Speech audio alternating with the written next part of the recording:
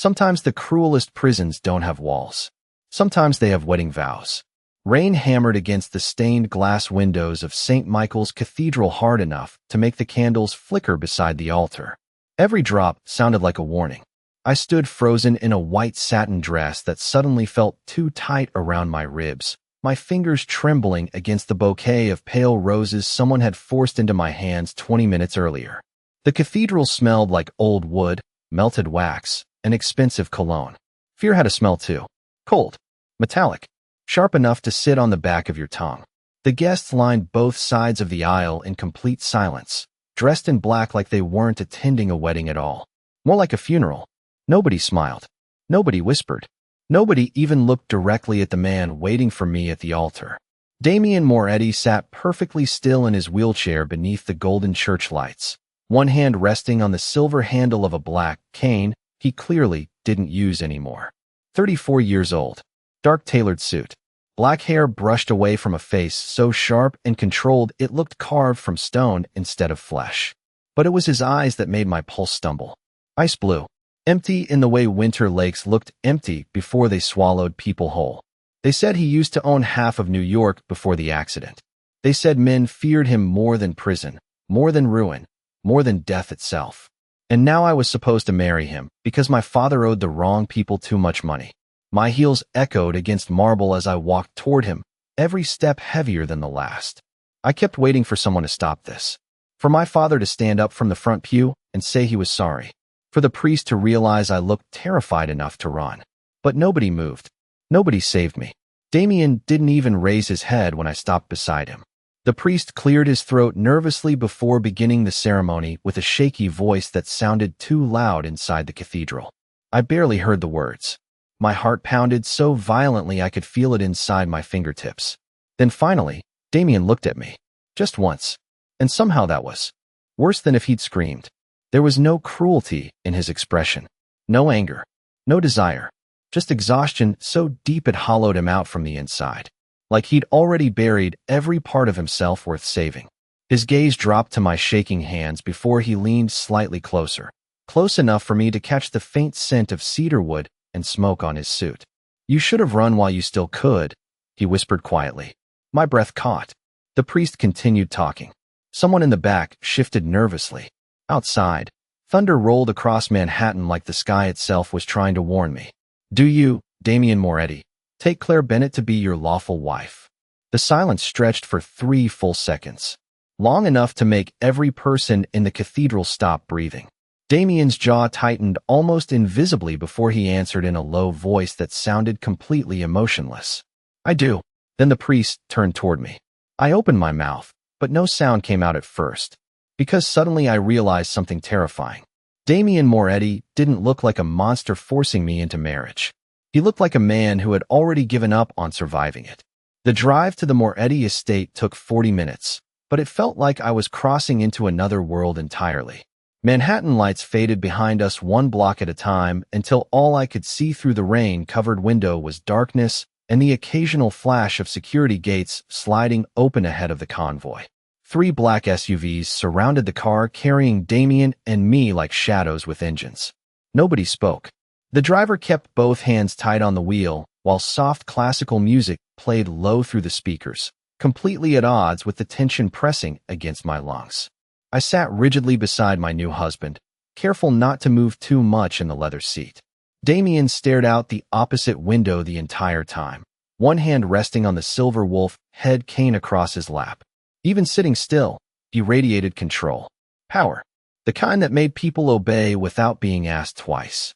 But beneath all of that, I noticed something else now. Exhaustion. Deep enough to hollow out his face whenever he thought nobody was looking. Lightning cracked across the sky just as the estate gates appeared ahead of us. Massive iron walls rose from the fog, like something built to keep the world out. Or keep monsters in. The mansion itself sat on top of a hill overlooking the river, all dark stone and glowing windows, beautiful in the same cold way expensive jewelry could be beautiful. Untouchable. Empty. My stomach tightened as the car rolled beneath the covered entrance. Men in black suits immediately stepped forward the second the vehicle stopped. One opened Damien's door carefully. Another reached for the wheelchair stored in the back. The movement happened with military precision, fast enough to tell me this routine had become painfully familiar. Damien hated needing help. I could see it in the way his jaw tightened when the guards assisted him into the chair. The silence around him changed too. Nobody made unnecessary eye contact. Nobody spoke unless spoken to. Fear lived here, quiet and disciplined. I stepped out slowly, cold rain mist catching in my hair before one of the guards rushed an umbrella over my head. The front doors opened before we reached them. Warm golden light spilled across black marble floors inside the mansion, but somehow the place still felt freezing. A woman in her 60s stood waiting near the staircase in a perfectly pressed gray dress. "Mrs. Moretti," she greeted softly, though her eyes held sympathy that made my chest ache unexpectedly. "I am Evelyn. I oversee the household." Mrs. Moretti. Hearing the name out loud felt unreal, like it belonged to someone else entirely. Damien rolled past us without speaking. The faint sound of wheelchair tires against marble echoed through the enormous foyer. "Dinner will be served in 1 hour," Evelyn announced carefully toward him. Damien did not stop moving. "Cancel it." His voice was flat, controlled. "I am not hungry." Then he disappeared down the west hallway without looking back once. The entire mansion seemed to exhale after he left. One of the younger maids lowered her eyes immediately, like she had been holding her breath the entire time. Evelyn turned toward me again, softer now.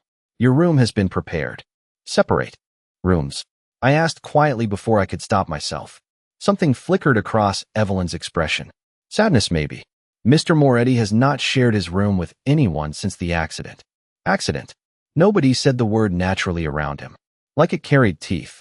I followed Evelyn upstairs, my heels sinking into thick carpet while storm clouds rattled the tall windows beside us. Portraits lined the hallways. Men with hard faces, expensive suits, generations of power staring down from gold frames. Then halfway down the corridor, I heard it. A sharp crash somewhere below us. Glass breaking, followed by a low sound that stopped me cold. Pain. Not loud. Not dramatic. Worse because it sounded restrained. Like someone trying very hard not to let the world hear them suffer. Evelyn froze beside me. The staff exchanged nervous glances. Nobody moved. Nobody even breathed. Then another crash echoed through the mansion. And suddenly I realized something terrifying. Everyone in this house was afraid of the man in the wheelchair. But nobody was more afraid of Damien Moretti than Damien himself. The sound came again 20 minutes later. A dull crash somewhere beneath my bedroom floor, followed by heavy silence that somehow felt worse. I sat upright in the massive bed Evelyn had prepared for me, my heart racing while rain streaked down the tall windows overlooking the river. The room was beautiful in the kind of way luxury hotels were beautiful. Cream-colored walls, antique furniture, a fireplace glowing softly across polished wood floors. But none of it felt warm. Not really. The entire mansion carried the same feeling Damien did. Controlled on the surface, crumbling underneath. I pulled the silk robe tighter around myself and stepped into the hallway before I could change my mind. The corridor lights were dimmed low for the night, casting long shadows across portraits of dead Moretti men staring down from gold frames. Every sound echoed here. My breathing, the storm outside, the faint squeak of my bare feet against marble stairs as I moved lower into the mansion. Another sound stopped me halfway down the staircase. Breathing, ragged, uneven, coming from behind a partially open door near the West Wing library. The light inside flickered weakly against the dark hallway. I should have walked away. Every instinct told me to go back upstairs and pretend I heard nothing. But something about the sound pulled at me anyway. Human pain always did. Slowly, I pushed the door open wider. The first thing I noticed was the shattered glass scattered across the floor beside an overturned whiskey cart. The second was Damien. He was gripping the edge of a mahogany desk hard enough for his knuckles to pale white, his wheelchair sitting 5 feet behind him like something abandoned mid-battle. Sweat dampened the dark hair at his temples. His breathing came sharp and uneven through clenched teeth, while both legs trembled violently beneath him. For one terrible second, I thought he might collapse completely. Then his eyes snapped toward me.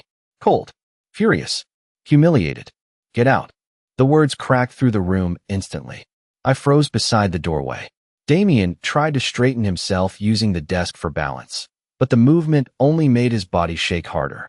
Pain flashed across his face before he buried it again beneath anger. I said, "Get out, Claire." But beneath the command was something else. Panic. Not fear of me. Fear of being seen like this. The realization hit me all at once. He had been trying to stand alone. In the middle of the night. With nobody around to witness him fail. My chest tightened painfully. "You are going to hurt yourself?" I whispered carefully. "That is not your concern." Another tremor ran through his legs. His arm slipped slightly against the desk, and suddenly the most powerful man I had ever met looked dangerously close to hitting the floor. Instinct moved faster than fear. I crossed the room before I could think twice and caught his arm just as his balance gave out. Damien inhaled sharply the second I touched him. His entire body went rigid beneath my hands. Up close, I could feel the heat radiating through his white dress shirt.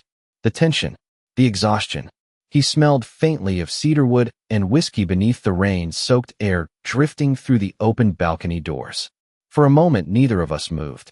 The room went completely silent except for the storm outside. Then slowly, painfully slowly, Damien turned his head toward me. I expected rage. Instead, I saw something far worse inside those ice-blue eyes. Shame, raw enough to hollow out every sharp edge he usually hid behind. "Do not look at me like this," he said quietly. The anger was gone now. So was the command. What remained sounded almost broken.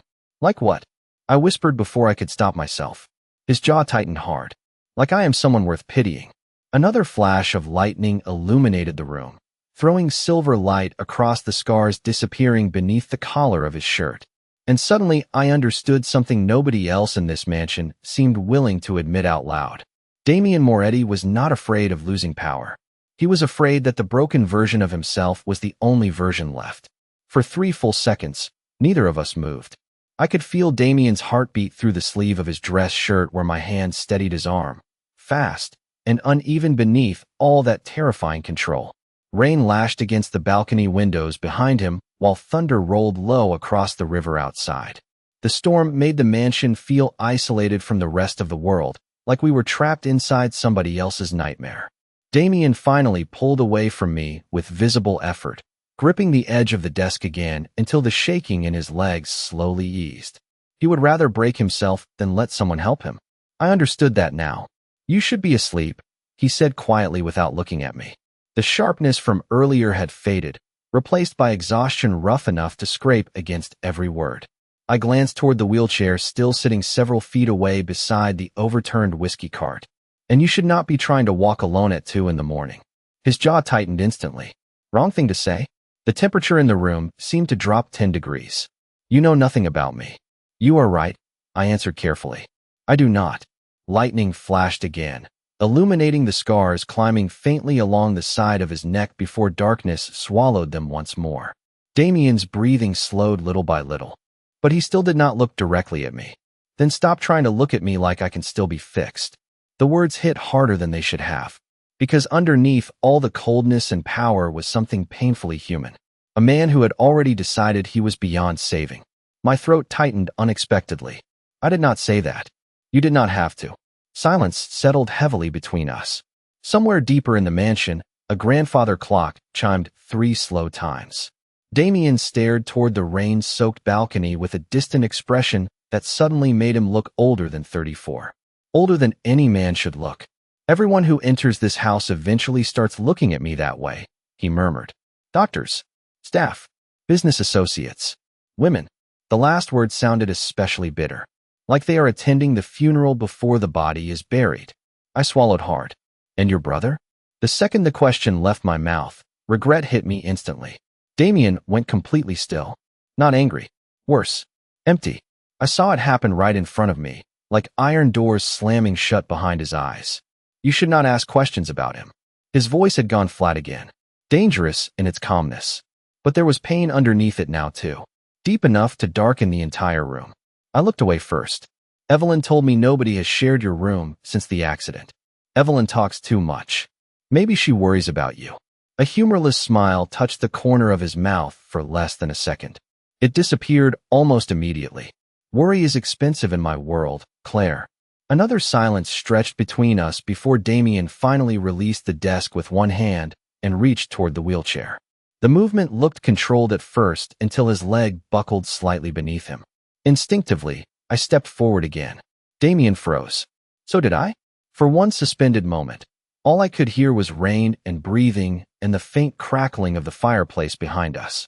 Then slowly, very slowly, Damien lifted his eyes to mine. There was warning there. Pride. Fear. But also something else now. Trust so fragile it almost hurt to witness. He did not ask for help. A man like Damien Moretti probably never would. But he also did not tell me to leave this time when I moved beside him. Together, we crossed the few feet toward the wheelchair in complete silence. The moment he finally sat back down, tension drained visibly from his body like he had been holding himself together through sheer force alone. His head tipped back slightly against the leather chair, eyes closing for one exhausted second. And without the anger covering him, I caught my first glimpse of the man hidden beneath the legend. Not a king, not a monster, just someone unbearably tired of carrying pain alone. Morning inside the Moretti mansion arrived without warmth. Pale gray sunlight filtered through the enormous dining room windows, catching against crystal glasses and polished silverware arranged across a table long enough to seat 20 people comfortably. Yet only 2 plates had been prepared, mine and Damien's. The silence felt heavier in daylight somehow, less mysterious, more lonely. I stood near the entrance for several seconds before finally forcing myself farther into the room. Damien sat at the far end of the table in a charcoal sweater instead of the sharp black suits from yesterday, one hand loosely wrapped around a coffee cup while a newspaper rested untouched beside him. He looked different this morning, still intimidating, still controlled, but less like a mafia king carved from ice and more like a man who had not slept at all. Dark shadows lingered beneath his eyes. He glanced up briefly when he heard my footsteps, his expression unreadable. "You are late," he said calmly. I blinked in surprise. "It is 8:15. Breakfast is at 8. Something dangerously close to irritation flickered through me. I did not realize this marriage came with military scheduling.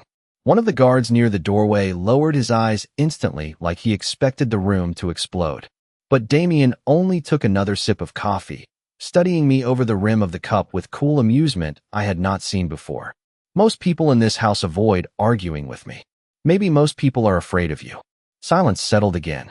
Damien set the coffee cup down carefully against the saucer. "And are you?" The question should have been simple. It was not, because the truthful answer was complicated now. Yesterday, I had feared him the way people feared storms. Large, dangerous, unpredictable. But after seeing him collapse beside that desk in the middle of the night, fear had tangled itself together with something else entirely. Sympathy maybe. Understanding. "I think," I answered slowly. "You spend a lot of energy making sure people stay afraid." Damien's gaze sharpened instantly. For one dangerous second, I thought I had crossed a line I could not uncross. Then unexpectedly, a quiet sound escaped him. Not quite laughter, closer to disbelief. "You analyze people quickly." I had to growing up. "Because of your father?" The mention of him tightened my chest immediately. Damien noticed. Of course he noticed. Men like him probably survived by reading weakness before anyone else could hide it. I looked down at the untouched breakfast spread between us. Fresh fruit, eggs, pastries arranged perfectly on white china. More food than my father and I used to have in an entire week after my mother died. "My father was not always in debt," I said quietly. "Before the gambling, before everything fell apart, he was kind." Damien remained silent, listening with an attention that felt strangely intense. "And now?" he asked after a moment. I swallowed hard. Now I think he was so afraid of losing everything that he destroyed himself trying to escape it. The words lingered heavily between us because suddenly they did not only apply to my father anymore. Damien's fingers tightened slightly around the edge of the table, just enough for me to notice. "Fear makes people weak," he said flatly. "No," I answered before I could stop myself. "Pain does." The room went completely still. Even the guards near the doorway looked tense again. Damien stared at me for a long moment without blinking, cold blue eyes searching my face like he was trying to figure out whether I was brave or simply foolish. Then finally, he leaned back slightly in the wheelchair, expression unreadable once more. "Evelyn informed me you studied physical therapy before your father's debts became unmanageable." My pulse stumbled. "How do you know that?" "I know everything about the people who enter my life." The statement should have sounded threatening. Instead, it sounded lonely. "You are not my prisoner, Claire."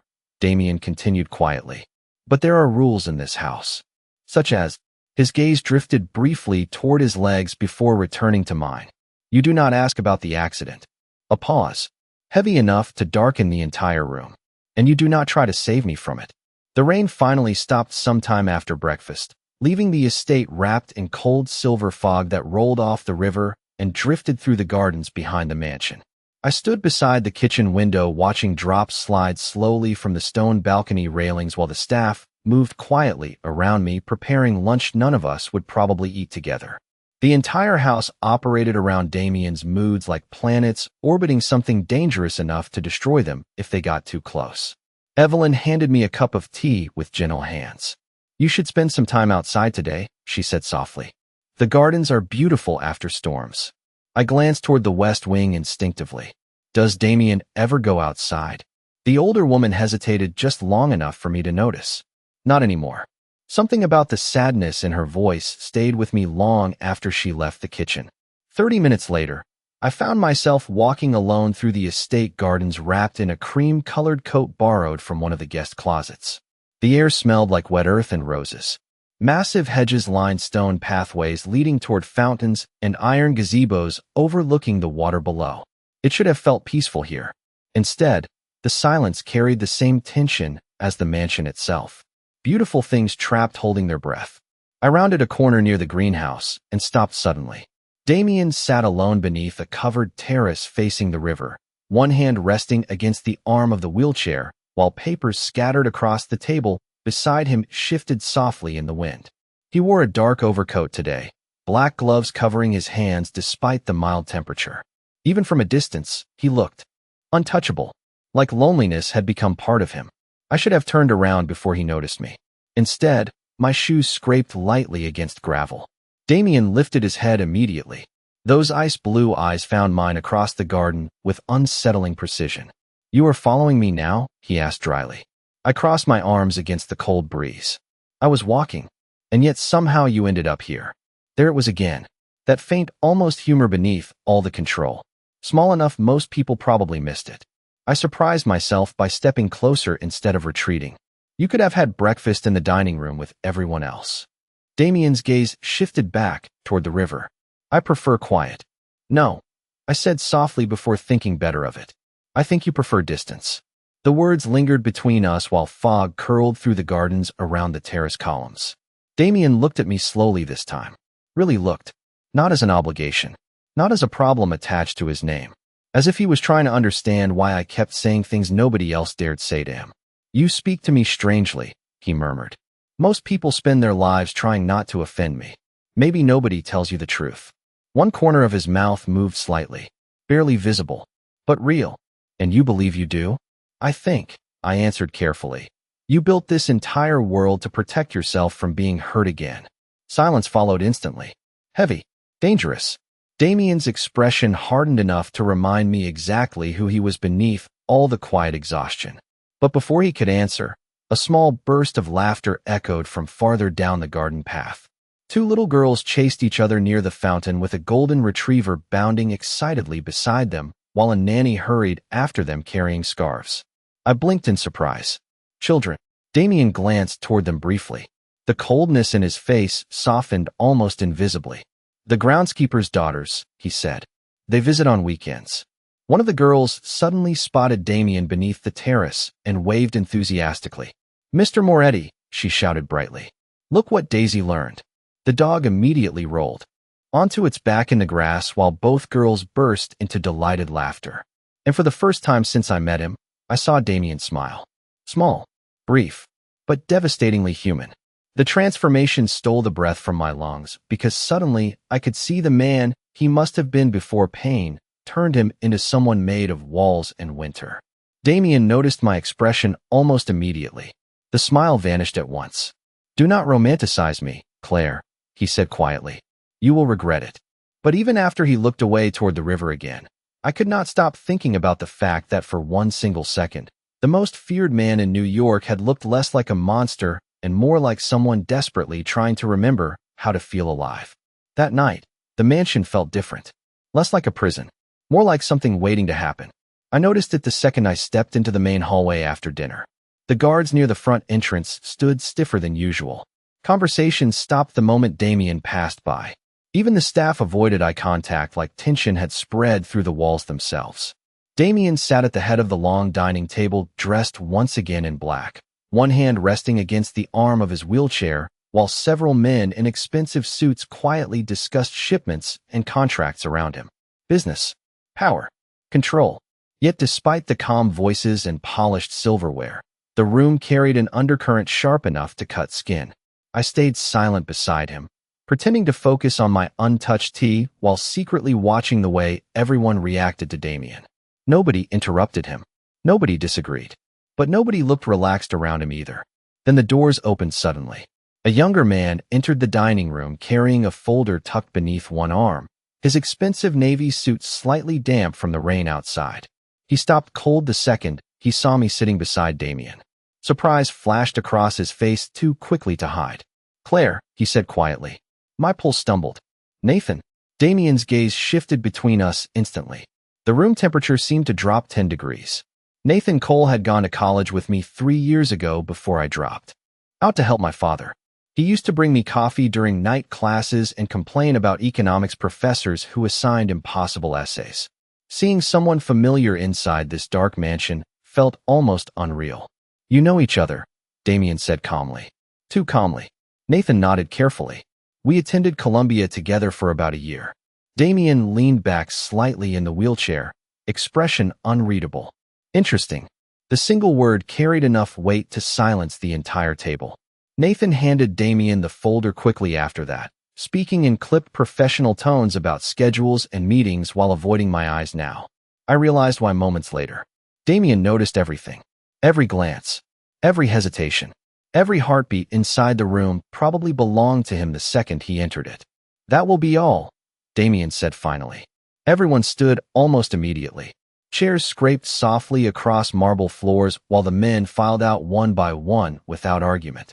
Nathan lingered only long enough to offer me an awkward nod before disappearing down the hallway too. The second the doors shut behind him, silence crashed over the room. Heavy. Dangerous. I reached for my teacup just to occupy my hands, but Damien's voice stopped me halfway. "Did he ever touch you?" The question hit so suddenly I nearly dropped the porcelain cup. "What?" Damien's blue eyes remained fixed on me with terrifying calm. "Nathan Cole, did he ever touch you?" Heat rushed into my face instantly. "That is none of your business. You are my wife." The words landed harder than they should have. Possessive without being loud. Controlled enough to feel more dangerous because of it. I set the cup down carefully. "We studied together. That was all." Damien held my gaze another long second before finally looking away toward the dark windows lining the dining room.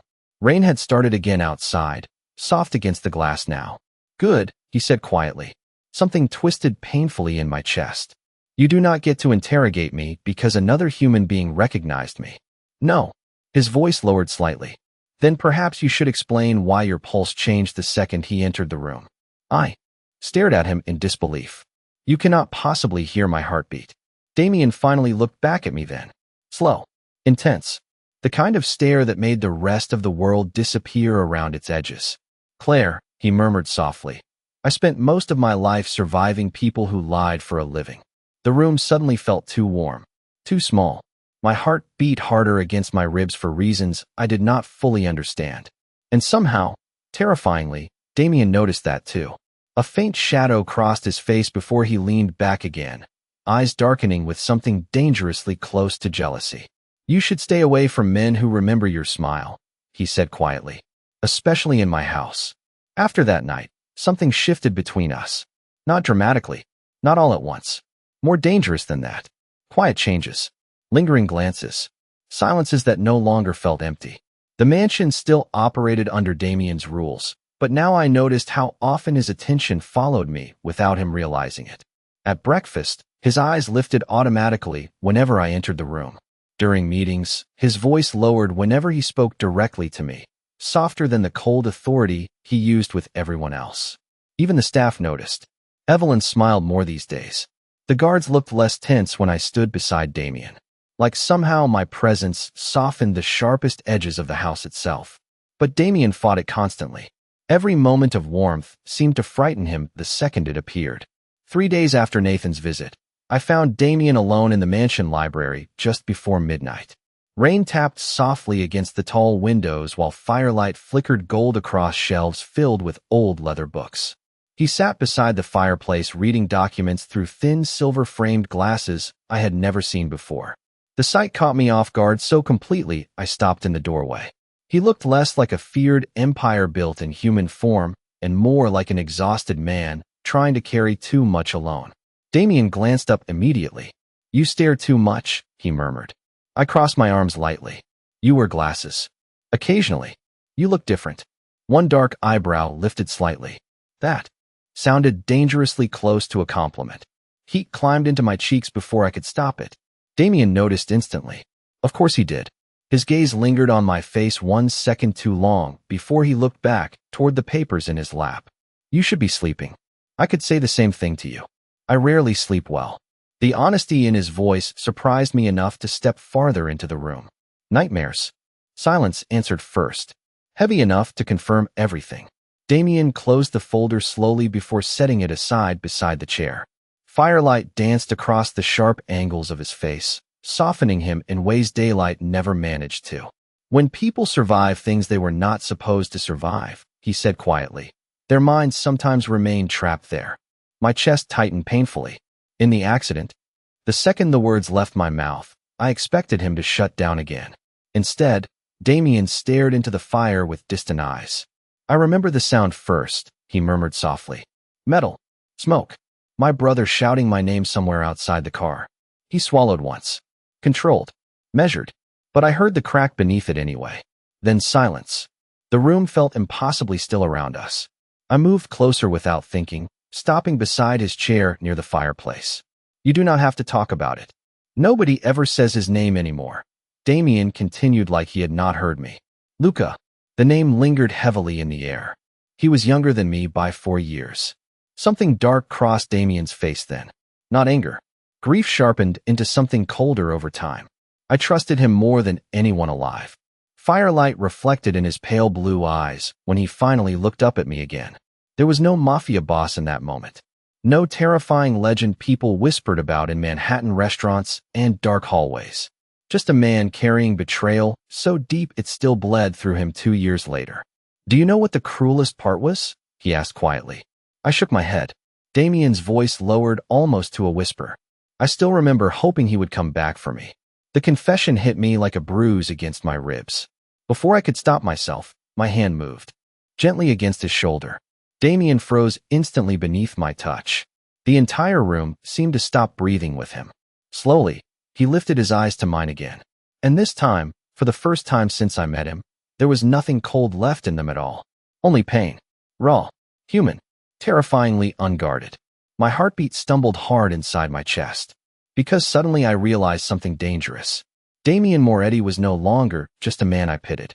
He was becoming someone I could not stop caring about. The next morning, I woke to sunlight for the first time since arriving at the estate. Real sunlight. Golden and warm across the bedroom walls instead of the usual gray storm light that made the mansion feel haunted. For a moment, I forgot where I was.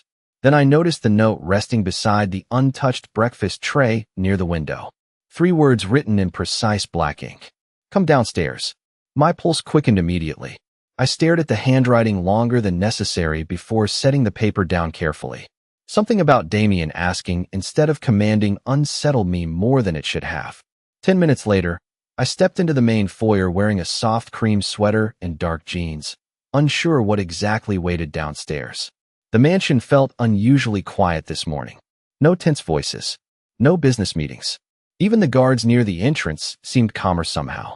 Then I heard it. Music. Soft piano drifting from somewhere deeper inside the house. I followed the sound through the west hallway until it led me toward the indoor courtyard attached to the greenhouse. Sunlight poured through the glass ceiling overhead, catching against ivy-covered stone walls and rows of white roses blooming near the fountain. Damien sat near the piano in a black sweater with his wheelchair angled toward the windows, one hand resting against the armrest while the other tapped lightly against the keys beside him. Not playing, just listening. He looked up the second I entered, and for the first time since I met him, There was no coldness waiting in his expression. "You actually came," he murmured quietly. I crossed my arms lightly. "You sounded mysterious in the note." A faint shadow of amusement touched his face. "I am many things. Mysterious was never one of them." The sunlight changed him, softened the hard edges carved into him by grief and power and survival. Sitting there surrounded by warmth and music, Damien looked less like the ruler of some dark empire and more like a man who had once dreamed of peace before life taught him not to trust it. My chest tightened unexpectedly at the sight. "Did you play?" I asked, glancing toward the piano. Damien's eyes drifted toward the keys. "A long time ago. Before." He nodded once. "Before the accident. Before the betrayal. Before whatever happened inside that burning silence he still carried behind his eyes." I moved closer slowly, stopping beside the piano bench. "You should play again." Damien let out a quiet breath through his nose. "Some things belong to the version of me that no longer exists." "That is not true." The answer left me instantly. "Certain." Damien looked at me carefully then. Too carefully. Like he was trying to understand why my voice sounded almost angry. "You speak as though you know me deeply already." "No," I admitted softly. "I think I just know what it looks like when someone stops believing they deserve good things anymore." Silence wrapped around us after that. Heavy. Honest. Damien's gaze lingered on my face long enough to make my heartbeat turn uneven. Then, unexpectedly, he shifted slightly in the wheelchair and reached toward the edge of the piano. His fingers rested against the polished wood for a moment before he looked back at me again. "Come here." The words came low and calm. I stepped closer instinctively, close enough now to see faint silver scars disappearing beneath the collar of his sweater, close enough to catch the cedarwood scent that always clung to him. Damien's hand lifted slowly toward me, stopping halfway like he was uncertain whether he still remembered how to reach for another person without breaking something. My breath caught quietly in my throat. Then his fingertips brushed softly against my wrist. Barely there, but enough to send warmth racing unexpectedly through my chest. Damien noticed immediately. Of course he did. His eyes darkened, slightly with something vulnerable enough to frighten both of us. "Claire," he said quietly, almost like a confession, "you are becoming dangerous to me." And somehow, standing there beneath the sunlight with his hand trembling faintly against mine, I realized I did not want to run from that danger anymore.